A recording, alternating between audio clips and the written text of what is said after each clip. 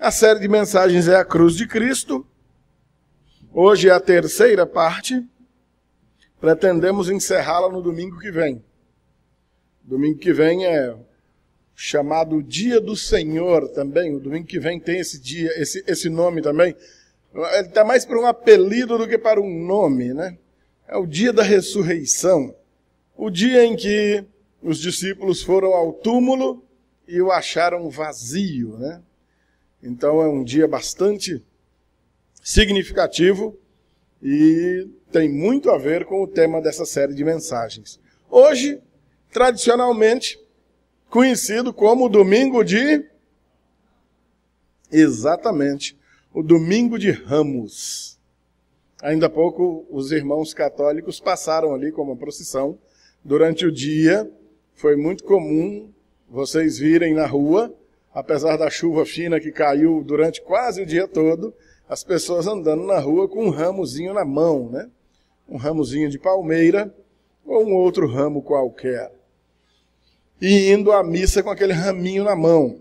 É uma tradição bastante antiga que busca resgatar ou reviver aquele dia onde, há quase 2000 anos atrás, aquele domingo especialmente, da chamada Semana Santa, ou Semana da Paixão, em que Jesus fez a sua entrada triunfal em Jerusalém. Vocês se lembram bem da cena? Jesus entra montado num jumentinho, um jumentinho novo que ninguém havia montado, como um sinal de humildade. Ninguém montaria um jumentinho novo, principalmente ainda mamando. Um dos evangelistas tem o cuidado de apresentar esse detalhe, né? Jesus manda lá soltar a jumenta com o jumentinho e tudo, né? Sinal que o bichinho até mamando estava. Um grande general de guerra que fosse esperado por aqueles dias, assim como a nação de Israel esperava um libertador, jamais entraria na cidade montado num jumentinho. Entraria montado num enorme cavalo, de preferência um cavalo branco, empunhando uma espada muito grande, com um exército poderoso atrás. Não obstante, entra Jesus montado num jumentinho, certamente arrastando os pés no chão. Quem já andou montado em jumento e é mais ou menos do meu tamanho sabe do que eu estou falando. O Agostinho, por exemplo, não montaria no jumento nunca. Até porque o bichinho não aguentaria, né, Agostinho?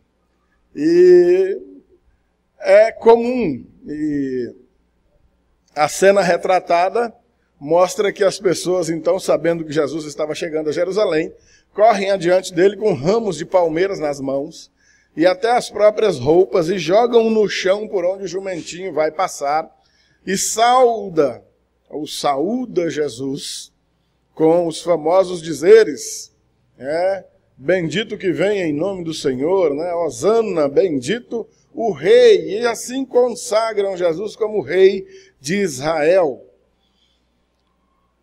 É interessante, amados, que a cidade é a mesma. E apenas 5 dias vão se passar. E a maioria daquelas pessoas que estavam colocando raminhos na frente do jumento e gritando, Hosana, bendito que vem em nome do Senhor, foram as mesmas que na sexta-feira, ao invés de gritar Jesus, gritaram Barrabás. Solta Barrabás, e esse Jesus, crucifica-o. Para que os irmãos entendam que essas questões religiosas, para quem leva a coisa apenas na base da religiosidade, faz de nós pessoas bastante voláteis, pessoas bastante inconstantes,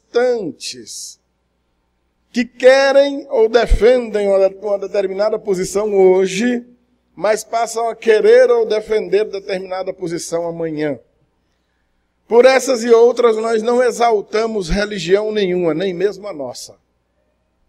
Pelo contrário, exaltamos o nome do Senhor Jesus e nos apegamos à sua palavra com todas as nossas forças, por mais que isso nos seja às vezes penoso, trabalhoso e assim a instantes imediatos não pareça para nós que vá surtir bons resultados. Mas exaltamos o nome do Senhor e a sua palavra, e não as tradições religiosas. Amém, queridos? Como o dia sugestivo, nos lembrando dessa Semana da Paixão, com ou sem ramos, cada um dos evangelistas traz uma narrativa acerca dessa entrada de Jesus, essa entrada triunfal de Jesus na cidade de Jerusalém, na Semana da Paixão. Eu me lembro com exatidão que cada ano eu venho pregando nesse domingo de Ramos um dos relatos dos evangelhos sinóticos. E eu me deparei nessa semana que esse relato de João eu ainda não tinha pregado. A forma de João relatar essa entrada triunfal, o início dessa última semana do ministério terreno de Jesus. O evangelista João tem um modo todo especial de apresentar o seu evangelho. É por isso que ele é chamado de o quarto evangelho, ou os outros 3 são chamados de sinóticos, porque vem de uma mesma ótica, os outros 3 se parecem bastante, e o de João não se parece com os outros 3. É bastante diferente. E o que eu trago para os irmãos hoje é uma exposição desse capítulo 12 do Evangelho de João, isso mesmo, do capítulo inteiro. Quem verifica as observações no nosso grupo na internet viram que o João Paulo publicou apenas João capítulo 12, né? Alguém deve ter lido o capítulo 12 de João baseado nessa informação. Em quem leu, não vai estranhar nada. Quem não leu vai acompanhar um pouco da leitura que nós vamos fazer, porque evidentemente não tem como ler o capítulo inteiro, que isso tomaria de nós muito tempo. Mas eu vou tentar expor os pontos principais e, ao mesmo tempo, fugindo um pouco do que seja uma pregação expositiva, tentar adequar aqueles acontecimentos às nossas condições de vida atuais, para a gente tirar o maior proveito possível dessa ministração para nossas vidas hoje. Amém, amados? Vamos ler aí os versículos 7 e 8 do capítulo 12, que dizem assim: Jesus, entretanto, disso, deixa que ela guarde isto para o dia em que me embalsamarem. Porque os pobres sempre os tereis convosco, mas a mim nem sempre me tendes. Amém? A cena aí é que, talvez dias depois, nós não temos como obter essa informação, semanas depois, meses depois, não sabemos. Um tempo depois do que está sendo relatado no capítulo 11 aí. E o que está relatado no capítulo 11? A ressurreição de Lázaro. Jesus tem um amigo chamado Lázaro, que tem 2 irmãs, uma chama Maria, outra chama Marta. Ele adoece mortalmente, Jesus está muito longe, até chegar, já tem 4 dias que o Lázaro foi sepultado. E ainda assim Jesus vai ao túmulo e, sob uma ordem do Rei da vida, do Senhor da vida, Lázaro vem para fora. Aquele defunto de 4 dias ressuscita e sai do túmulo. Amém, amados? Voltando à casa, o relato aí desses primeiros versículos é que, está aí no versículo número 3, Maria, tomando uma libra de bálsamo de nardo puro, muito precioso, ungiu os pés de Jesus e os enxugou com os seus cabelos. A casa toda se encheu com aquele perfume, e o mal acabado do Judas Iscariotes, vendo aquela cena, então diz: ora, mas que desperdício, né? A gente podia vender isso aí por uns 300 denários e dar aos pobres, né? Depois, com paciência, você lê o que está escrito aí, é que Judas era o tesoureiro daquela pequena igreja de Jesus. Calma, os tesoureiros. Toda vez que os pastores pregavam isso, eles faziam questão de lembrar desse detalhe, né? O Judas era sem vergonha, não quer dizer que nossos tesoureiros sejam, não. Em qualquer função que o Judas estivesse, ele ia ser sem vergonha do mesmo jeito. Então o Judas não está nem um pouco preocupado com pobres, ele está preocupado com que caia dinheiro na bolsa para ele apanhar, porque a palavra aí está dizendo que ele era ladrão. Serve até, abrindo um parêntese aí, para lembrar do trecho da Escritura Sagrada que diz que um abismo chama outro, né? Dificilmente a pessoa, aquele pecador inveterado, viciado em pecado, peca numa coisa só, né? O cara era traidor, avarento, ladrão, tinha muita qualidade ruim no camarada, né?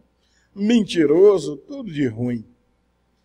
E então Jesus profeticamente profere essas palavras, não necessariamente repreendendo Judas, mas dizendo, deixa.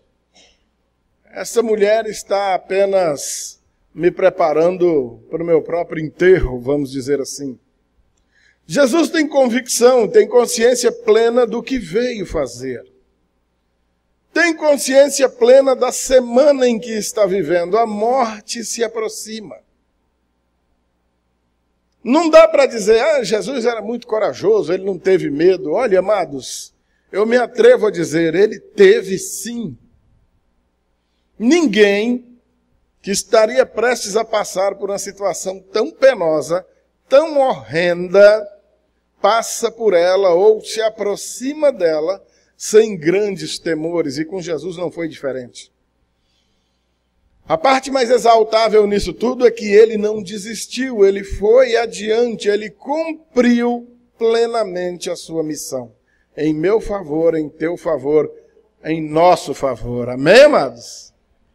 Virando mais adiante, na segunda perícope aí, o capítulo 12 ainda, nos versículos de 9 a 11, o que a gente vai ter aí é que um monte de gente, uma numerosa multidão de judeus que estava ali, foram para lá por causa de Jesus, porque ouviram dizer que Jesus havia ressuscitado Lázaro. E por causa disso eles creram. E no versículo 11 está dizendo que muitos judeus, por causa dele, voltaram crendo em Jesus, ou crendo em Jesus por causa do milagre que viram acontecer com o Lázaro. Mas os principais sacerdotes, está aí no versículo de número 10, já queriam até matar o coitado do Lázaro. O cara acabou de morrer, Jesus ressuscitou o homem, os camaradas já estão querendo matar o pobre de novo. Esses eram os principais religiosos, os homens encarregados de ensinarem a religião para o povo. E olha a qualidade do coração dos indivíduos. Amados, é de arrupiar a constatação nossa de que tanto tempo se passou e a humanidade progrediu tão pouco. Em essência, o ser humano, ele sempre foi mau, sempre foi perverso, desde a antiguidade. Ele continua perverso hoje. E ele sempre será perverso. Sempre será mau. Pouco importa se o cara é religioso ou se deixa de ser. Por isso a gente bate tão pesado nesse termo, religiosidade, religião. Esses caras aqui eram super religiosos. Foi exatamente com tanto capricho, com tanto zelo por sua religião, que eles mataram Jesus.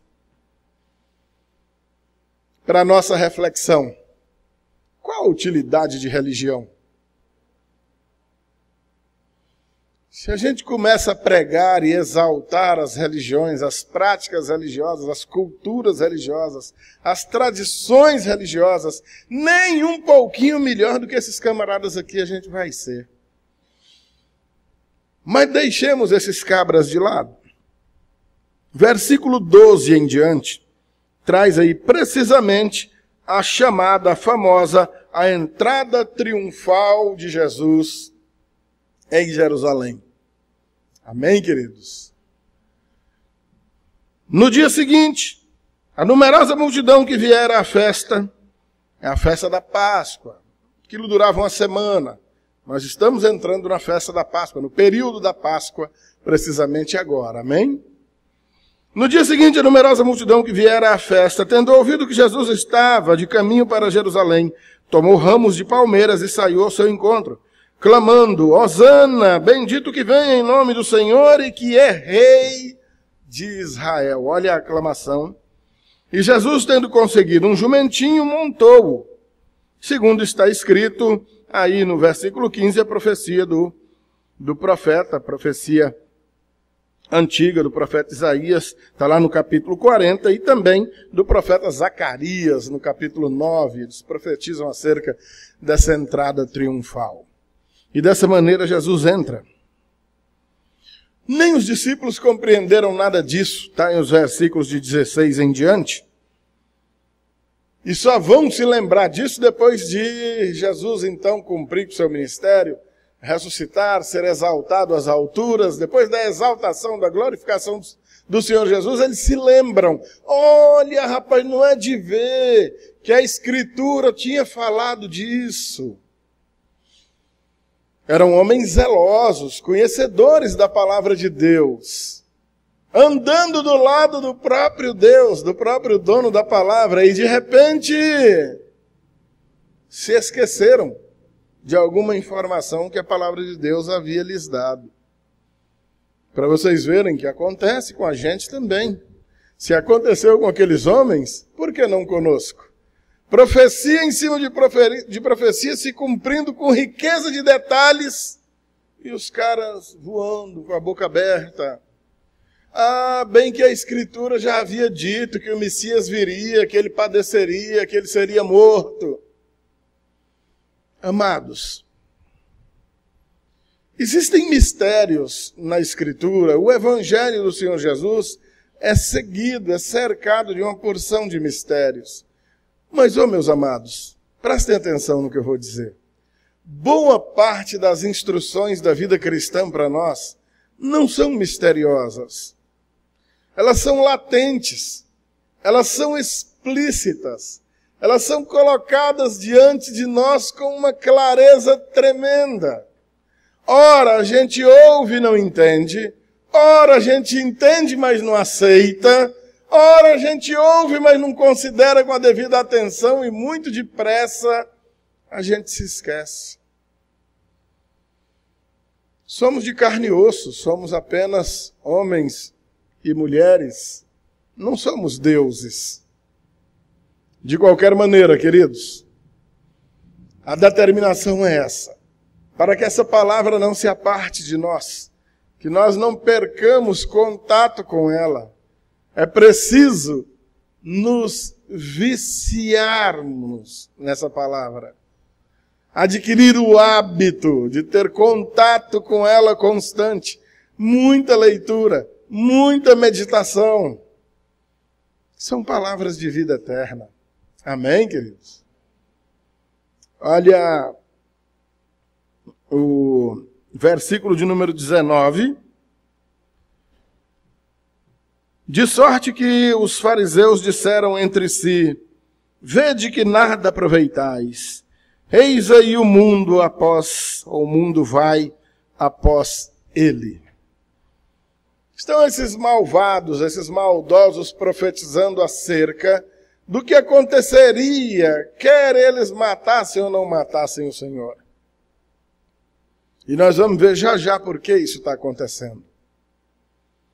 Versículo de 20 em diante, fala acerca de uns gregos que desejam ver Jesus, querem conhecer Jesus. Eles não são do povo de Jesus, eles não são de Israel, eles não são judeus, mas querem conhecer Jesus. Nós temos a convicção de que o Senhor mesmo tocou no coração desses homens para que se dirigissem até ali, que buscassem conhecer melhor quem é o Salvador. O Senhor tomou essa providência. Deus tomou essa providência. Ele se revela a quem Ele quer se revelar. Amém, amados? Olha o que diz os primeiros versículos. Ora, versículo 20. Ora, entre os que subiram para adorar durante a festa havia alguns gregos.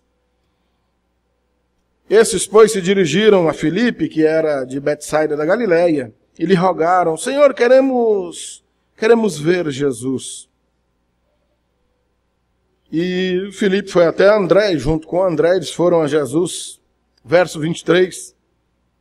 Sabendo disso, já que eles comunicaram a Jesus: olha, Senhor, tem uns camaradas aí que não são judeus, não. Né? Provavelmente eles tenham dito: olha, tem uns camaradas aí que não são nem do nosso povo, não, mas eles querem ver o Senhor. Um não-judeu não podia entrar no templo, não podia comer junto com um judeu, não podia entrar na casa de um judeu. Olha a lei sendo readequada, remodelada, a lei sendo deixada de lado para que a graça, a nova lei graciosa do Senhor começasse a reinar. O Senhor vai direto, verso 24, olha só. É chegada a hora de ser glorificado o Filho do Homem. É chegada a hora. Todos esses são sinais que a Escritura vai dando e que o Senhor Jesus vai tomando em particular, elucidando-os, desvendando-os e entregando a seus discípulos. É mais um sinal de que a hora chegou. A hora da glorificação chegou. A glorificação para o Senhor Jesus, a hora de glorificar a Deus, era ir para a cruz. Quando falamos cá entre nós, seres humanos, acerca de glorificação, acerca de uma exaltação, o que nós mais imaginamos? Bom, agora aquilo que eu tanto tenho pedido eu vou ganhar. Ou aquilo pelo qual eu tanto tenho orado a Deus, agora vai acontecer. Ou esse meu perrengue agora vai passar. Essa doença vai desaparecer. Às vezes vai, às vezes não. Olha, essa quebradeira, essa liseira que eu estou passando vai sumir. Talvez sim, talvez não. O Senhor é glorificado. Deus Pai é glorificado na morte do Filho. É chegada a hora de ser glorificado o Filho do Homem. A glorificação para o Senhor foi ir à cruz. Como discípulos do Senhor Jesus, nós temos sido chamados para fazer precisamente o mesmo, é ou não é? Aquele que quer vir após mim, negue-se a si mesmo, tome a cada dia a sua cruz, e então me siga. Quem está com o Senhor tem a vida. Quem com Ele não está, não tem a vida. É simples assim. Lá no passado, Deuteronômio capítulo 28, o Senhor coloca uma lista de bênçãos e de maldições. Ainda num instante de lei onde era dito ao homem, escolha a bênção para que viva. E escolher a bênção era o quê? Ser obediente. Olha, Deus quer que eu faça isso, então eu vou fazer isso. Deus não quer que eu faça isso, então eu não faço isso. Se obedecesse, as bênçãos alcançariam. Se desobedecessem, as maldições alcançariam. E a história se encarregou de mostrar para nós que o homem preferiu desobedecer. E em virtude disso, a bênção não os alcançou. A nação fracassou. O povo de Deus se acabou. Glória a Deus, porque sempre existiu um remanescente, e o Senhor nunca dependeu de homem nenhum para que os seus planos fossem concretizados. Amém, amados? A dependência sempre foi dele mesmo. E em sua perfeição, tudo quanto ele decretou, aconteceu. Tudo mesmo. Ah, pastor, mas ainda falta alguma coisinha. Falta. Falta ele tocar fogo nesse mundo, mas primeiro ele tira os seus santos daqui, antes que isso aqui tudo se exploda. Vocês se lembram, há 2 semanas, da morte do famoso cientista Stephen Hawking. Lembram-se? Quem viu? Aquele pobrezinho que viveu 50 e tantos anos engembradozinho numa cadeira de roda, considerado a mente mais brilhante dessas últimas décadas, ateu, convicto, mas usado por Deus, mais uma vez eu me atrevo a dizer, né, Washington? Usado por Deus para profetizar, dizendo que a humanidade precisa imediatamente chegar e conquistar outro planeta. Por quê? Porque esse aqui já era. Segundo ele, isso tem que ser muito rápido, muito depressa, porque esse planetinha aqui não aguenta mais 100 anos. O cara é um ateu, amado. Ele não crê em Deus, ele até brigava por conta disso. Agora ele deve estar crendo, né, coitado? Fazer o quê, né? Mas morreu sem crer. Mas, com toda a ciência, toda a inteligência que aquele homem tinha, identificava algo que para nós é tão careca de saber, que esse mundo vai acabar. Mas é preciso que um ateu, um homem que desprezou completamente a existência de Deus, do Criador de todas essas coisas, venha a público para dizer, olha, o mundo vai acabar, para que as pessoas acreditem. A diferença é que aqueles que o Espírito Santo tem tocado nos corações, graciosamente creem no Senhor Jesus e compreendem, sim, esse mundo vai acabar. E nós precisamos estar com o Senhor, porque aqueles que com o Senhor estão vão ser tirados daqui antes disso aqui derreter, pegar fogo, tudo. Mas aqueles que não creem estão aí preocupados em construir uma espaçonave para chegar em outro planeta. Coitado. Mal sabe ele que quando esse aqui derreter, os outros tudinho também vão. Vai derreter tudo. Marte, Júpiter, Sol, Lua, estrelas. Vai ficar nada. O que esses homens não entenderam é que esse planeta aqui foi criado pelo Senhor e o universo inteiro foi criado por Ele. Ele é a mão criadora, sustentadora e mantenedora disso tudo. E vai sustentar, vai manter até o momento em que Ele quiser. A ciência comprovando o que a fé já nos instruiu há muito tempo. Ainda nesse bloco aí do conhecimento dos não-judeus, versículos 24 ao 26, ele diz, então, em verdade vos digo, se o grão de trigo caindo na terra não morrer, fica ele só, mas se morrer, produz muito fruto. Quem ama a sua vida, perde-a.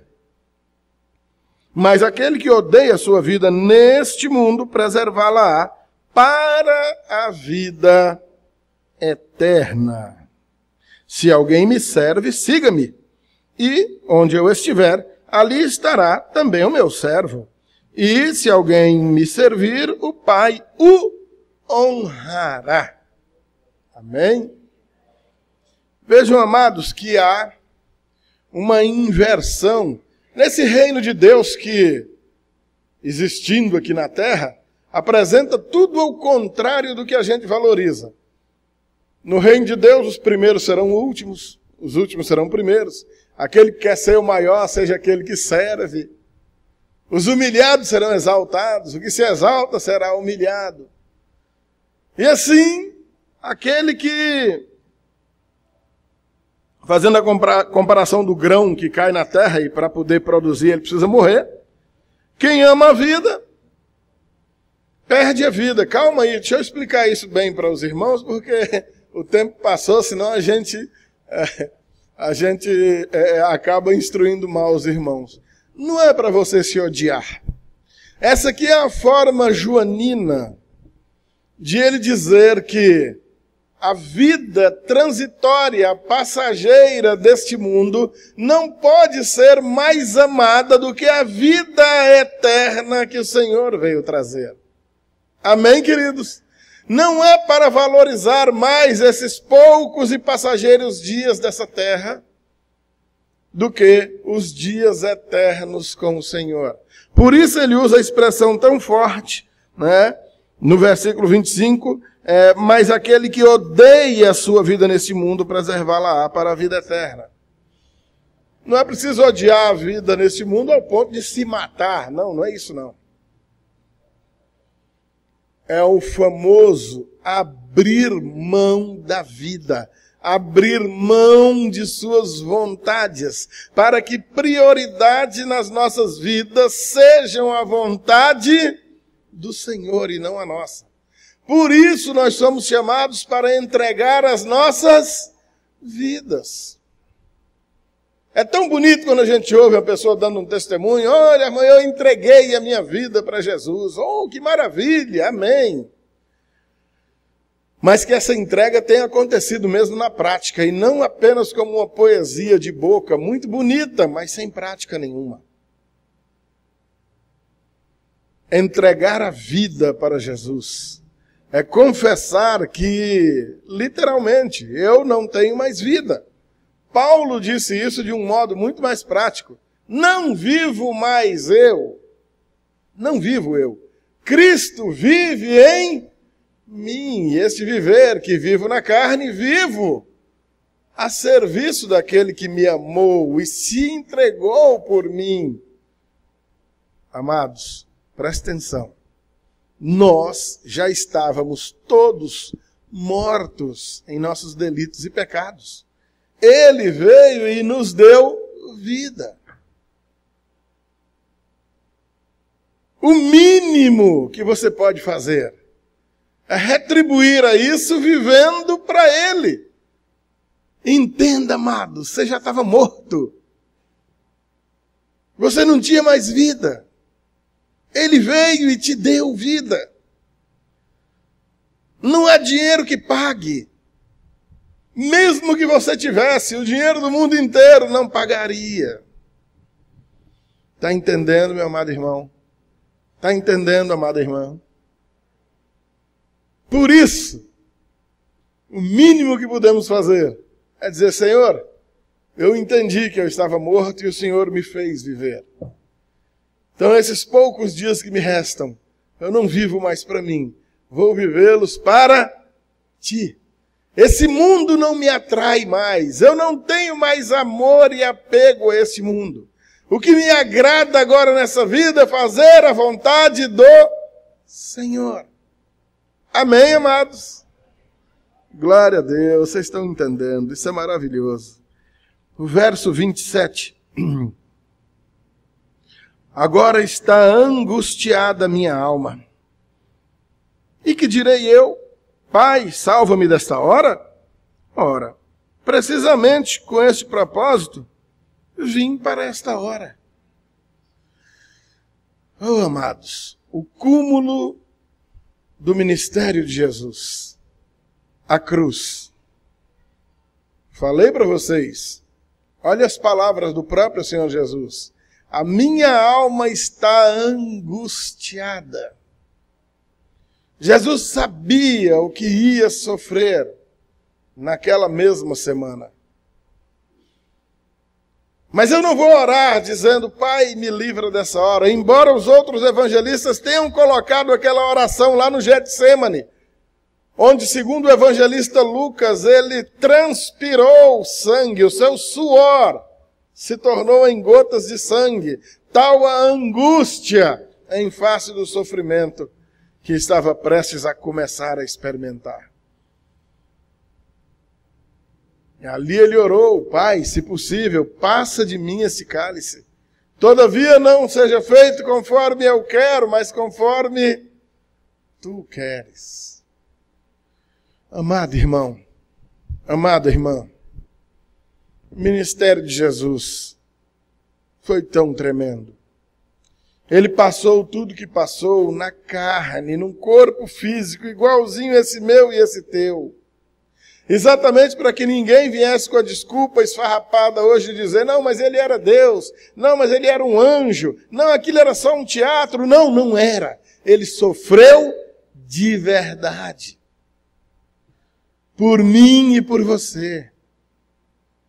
Deus é soberano, eu sei lá que outro plano ele poderia ter traçado, mas foi esse que ele quis. E perfeito como ele é, eu tenho certeza que não haveria outro meio. O único meio era esse, porque ele é perfeito. Meu amado irmão, minha amada irmã, o que o Senhor fez por você? O que você poderia fazer por ele hoje? O que ele fez da vida dele por você? O que faria você da tua vida por ele hoje? Será que vale mesmo a pena viver alimentando nossos próprios desejos, a nossa carnalidade, o nosso coração mau e perverso? E fazer de conta que do jeito que tá bom? Olha o tamanho do sacrifício de Jesus. O autor da vida está confessando: a minha alma está angustiada. Verso 28. Pai, glorifica o teu nome. Então vem uma voz do céu: eu já o glorifiquei e ainda o glorificarei. A multidão fica ali alarmada. Foi um trovão. Foi a voz de um anjo. E o Senhor diz: não foi para mim que o Pai do céu disse isso. Não foi por minha causa, foi por causa de vocês. Para que vocês creiam. O céu abre a boca e fala. Para ver se a incredulidade do homem cai por terra. O Senhor mesmo tem escolhido alguns, catado alguns aqui, chama um aqui, outro acolá, ele ajunta os seus escolhidos dos quatro cantos da terra, mas a misericórdia de Deus é tão grande que ele fala ao mundo inteiro, para que ninguém, em nenhum momento da vida, possa dizer: Senhor, o Senhor existe mesmo? Eu achei que era conversa de crente. Para mim era um baita papo furado. Eu nunca poderia acreditar numa fábula dessa. Uma virgem que engravida, um homem que caminha por cima da água, que sai do túmulo sozinho, ressuscita, que levita e sai flutuando e vai-se embora para o céu. O Senhor me perdoa, não tinha como eu acreditar numa história absurda dessa. Pois é, mas essa história absurda é real. É de verdade. Ele veio, ele existe. Ele morreu por mim e por você. E está preparando moradas celestiais para nós. Amém, amados? Versículo de número 31. Chegou o momento de ser julgado este mundo e agora o seu príncipe será expulso. É o ato de limitar o poder do maligno, do inimigo de nossas almas. Em Mateus 12, 29, ele chama de amarrar o valente. Lá no Apocalipse, na abertura do milênio, prender, aprisionar o dragão durante 1000 anos. Não literalmente, mas durante todo esse período de vigência da Igreja do Senhor. Onde há duras penas, porque esse valente está amarrado, porque esse príncipe foi expulso. O Evangelho vai sendo anunciado. E os eleitos do Senhor vão sendo recolhidos. Porque o poder do Senhor sobre a morte prevaleceu. A vida venceu, triunfou sobre a morte. E por causa disso, nós anunciamos a vida. Amém, amados? Verso de número 35, o 35 e o 36. Respondeu-lhe Jesus: ainda por um pouco a luz está convosco. Andai, enquanto tendes a luz, para que as trevas não vos apanhem. E quem anda nas trevas não sabe para onde vai. Enquanto tendes a luz, crede na luz, para que vos torneis filhos da luz. Jesus disse essas coisas e, retirando-se, ocultou daqueles homens. Para aquelas pessoas ali, Jesus está falando certamente de algo de abrangência bem curta. Essa semana mesmo eu vou ser crucificado. Muitos de vocês nem me verão mais.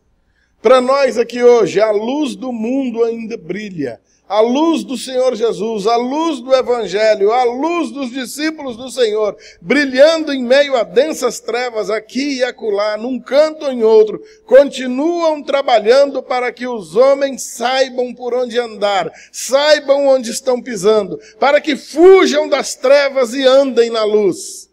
O próprio evangelista João vai dizer que a luz veio ao mundo, mas os homens preferiram as trevas do que a luz, porque as suas obras eram más. Aquilo que nós fazemos às escondidas, porque são obras que envergonham. Aquilo que nós nos empenhamos para fazer sem que os outros vejam, são obras das trevas, que desagradam a Deus e mantêm o homem sob a mesma condenação de sempre. O chamado é para que saia das trevas e ande na luz. Aproxime-se da luz. Não tema a luz. Cuidado com os filmezinhos de comédia, os desenhos animados. Fuja da luz, que o camarada toma uma pancada, desmaia, está vendo uma luzinha, é a entrada para o céu, quer dizer que ele morreu. Aquilo é uma comédia. Estamos falando de coisa séria. A palavra de Deus nos chama para a luz. Fuja das obras infrutíferas das trevas. Ande nas obras da luz. Quem anda na luz não tropeça. Quem anda no escuro, como a palavra está dizendo, não sabe nem para onde vai. E quem não sabe para onde vai é porque está perdido. Versículo do 37 até o 43, vão falar acerca da incredulidade do próprio povo de Deus. Situação triste. Deixa eu ler todo esse bloquinho para os irmãos, não vai pesar muito não. Acompanhe aí, versos 37 ao 43. E embora tivesse feito tantos sinais na sua presença, não creram nele. Para se cumprir a palavra do profeta Isaías que diz: Senhor, quem creu em nossa pregação e a quem foi revelado o braço do Senhor? Por isso, não podiam crer, porque Isaías disse ainda: cegou-lhes os olhos e endureceu-lhes o coração, para que não vejam com os olhos, nem entendam com o coração, e se convertam e sejam por mim curados. Isto disse Isaías, porque viu a glória dele e falou a seu respeito. Contudo, muitos dentre as próprias autoridades creram nele, mas, por causa dos fariseus, não o confessavam, para não serem expulsos da sinagoga, porque amaram mais a glória dos homens do que a glória de Deus. Um primeiro, nos versículos 37, que mesmo tendo visto tantos sinais, não creram. Isso serve hoje, meus amados, para algum irmão nosso que vez ou outra se ilude, principalmente com o que vê na televisão. Pastor, mas a igreja daquele caba lá é uma igreja muito poderosa. Eita, homem poderoso, aquele tal daquele apóstolo, aquele bispo, aquela carniça lá. Mas olha, pastor, a quantidade de testemunho de milagre é milagre demais. Meu irmão não acredita nisso não, pelo amor de Deus. Deixa eu dizer, sendo duro com você, deixe de ser burro. Aquilo é arranjado. Aquilo é mentira. Primeiro, é tudo mentira. O objetivo ali é ganhar dinheiro. É encher de gente para arrancar dinheiro. Eles estão pouco preocupados se tu vai para o inferno, se tu já está lá. Então você tem que estar dando dinheiro. Acredite nas campanhas, entre na campanha e dibuia dinheiro no lombo deles lá, que é o que eles querem. E outra coisa, se ver milagre, se assistir milagre, convertesse alguém, não tinha sobrado um nos dias de Jesus. Teria se convertido todo mundo. Mesmo vendo sinais, aqueles que o Senhor não chamou, não vão crer. Vão juntar multidões andando atrás de Jesus, gritando pelo nome de Jesus, comendo de graça às custas de Jesus, ganhando dinheiro às custas de Jesus, mas não serão discípulos de Jesus. Abram seus olhos. Não se iluda com esse tipo de coisa, não. E se você já se iludiu, não fique com raiva, não. Muita gente se iludiu ao longo da história. A palavra de Deus conta acerca de muitos aqui. Agora glorifica a Deus se Ele abrir os teus olhos. Ô Senhor, obrigado, eu estava cego. Ainda bem que o Senhor abriu meus olhos a tempo. Senão eu tinha sucumbido, guiado por aqueles cegos dos infernos e caído no mesmo buraco que eles vão cair também. Não seja tolo. A palavra de Deus é acessível. Está aí à disposição de todo mundo. Não acredite em qualquer porcaria que grita um glória a Deus e um aleluia, com a Bíblia debaixo do braço ou uma gravata no pescoço. Não é porque fala bonito que fala em nome de Deus. João Batista falava em nome de Deus e chamava o povo era de raça de víboras. Manso que fazia gosto de ver. Igual um cachorro pitbull.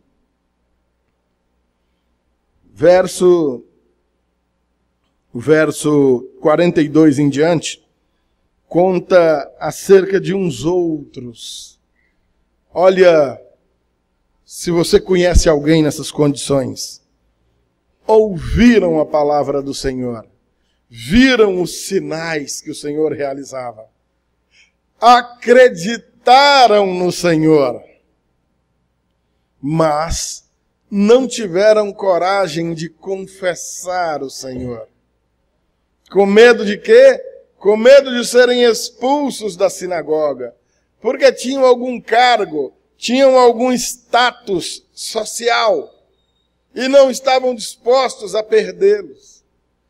Eles amavam o ser glorificados, o ser exaltados pelos homens.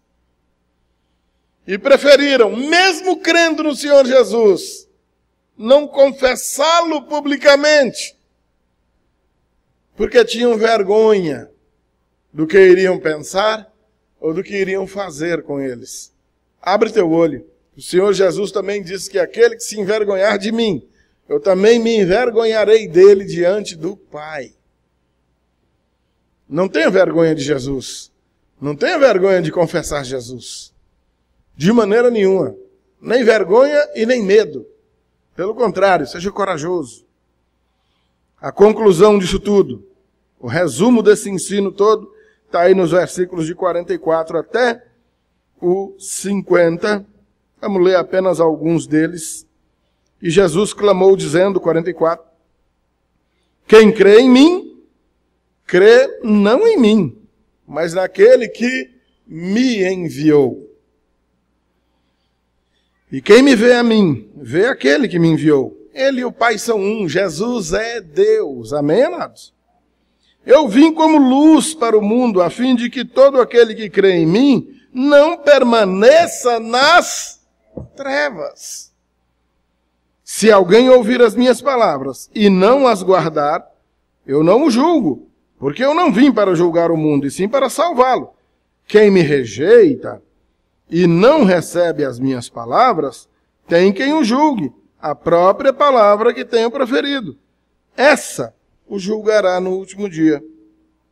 Porque eu não tenho falado de mim mesmo, mas o Pai que me enviou, esse me tem prescrito o que eu devo anunciar. Amados irmãos, queridos do meu coração, a luz do mundo é revelada. Nesses dias, principalmente nesta semana, tem japonês, chinês, árabe, tem de tudo. Muçulmano, budista, ateu, produzindo e vendendo filmes e fantasias acerca de Jesus. Sem nenhum compromisso com ele, sem nenhuma crença nele, mas se valendo dele, do nome dele. Jesus procura aqueles que abandonam as trevas para andar na luz dele mesmo, para abandonarem as obras infrutíferas desta vida e abraçar de uma vez por todas as obras redentoras e eternas do Senhor. Amém, queridos? Não se envergonhem do Senhor. Não tenha medo de andar com o Senhor. Quem tem medo de estar com ele, preza apenas pelas coisas desta vida, que são transitórias e logo vão se acabar. Quem não tem medo de andar com ele, mesmo em face de perder essa vidinha passageira desses dias aqui, permanece firme ao seu lado e não teme nem mesmo a morte. Lembrem-se, o fato mais expressivo que nós podemos aprender de toda essa tradição que nós guardamos ao longo de 2 milênios, chamada de Domingo de Ramos, e no qual devemos meditar muito, diz respeito a que aquelas pessoas que correram com raminhos nas mãos, no domingo, na sexta-feira, estavam gritando: solta Barrabás e crucifica Jesus. Correr em procissão com um raminho na mão não quer dizer muita coisa. Mas, mesmo em face da morte, permanecer mesmo firme, obstinado ao lado do Senhor Jesus, aí sim, imprime em nós o selo da salvação, da fidelidade a um Deus que também é fiel. E assim como Ele é fiel, Ele pode determinar para mim e para você, para que sejamos fiéis também. Amém, amados? Tem problema nenhum carregar o raminho hoje. Mas grite Jesus, ande com Jesus, esteja com Jesus em todo o tempo.